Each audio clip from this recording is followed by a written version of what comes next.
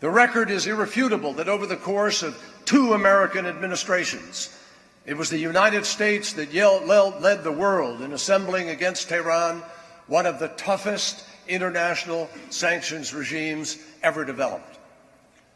But we also had to face an obvious fact. Sanctions alone were not getting the job done, not even close.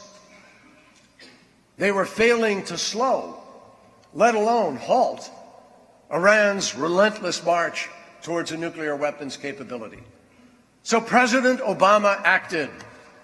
He reaffirmed his vow that Iran would absolutely not be permitted to have a nuclear weapon.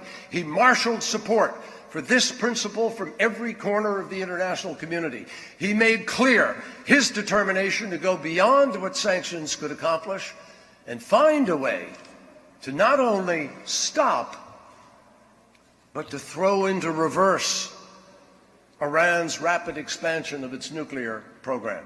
We sat down with the IAEA and with our own intelligence community to ensure that the verification standards that we sought on paper would be effective in reality. We consulted with Congress and our international allies and friends. We examined carefully every step that we might take to close off each of Iran's potential pathways to a bomb. And of course, we were well aware that every proposal, every provision, every detail would have to withstand the most painstaking scrutiny. We knew that.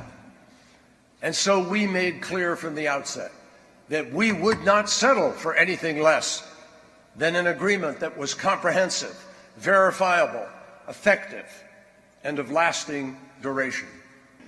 And that's why they will join us in insisting that Iran live up to its obligations. But they will not join us if we unilaterally walk away from the very deal that the sanctions were designed to bring about. And they will not join us if we're demanding even greater sacrifices and threatening their businesses and banks because of a choice we made and they opposed. So while it may not happen all at once, it is clear that if we reject this plan, the multilateral sanctions regime will start to unravel. The pressure on Iran will lessen, and our negotiating leverage will diminish, if not disappear. We should pause for a minute to contemplate what voting down this agreement might mean for Iran's cadre of hardliners, for those people in Iran who lead the chants of death to America, death to Israel, and even death to Rouhani, and who prosecute journalists simply for doing their jobs. The evidence documents that among those who most fervently want this agreement to fall apart are the most extreme factions in Iran. And their opposition should tell you all you need to know.